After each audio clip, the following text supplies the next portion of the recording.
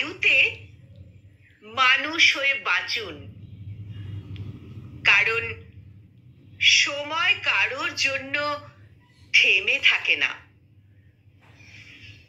আজ যে জীবন আছে, আগামীকাল হয়তো তা আর থাকবে না। অল্প আয়ুতে মানুষ হয়ে বাঁচুন, কারণ বড় হওয়া নয়, মানুষ হওয়াই হলো আসল সাফল্য।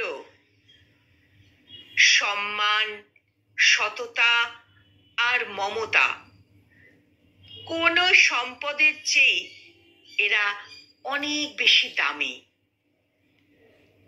অল্প আয়ুতে মানুষ হয়ে বাঁচুন, কারণ মৃত্যু সবার জন্যই অনিবার্য।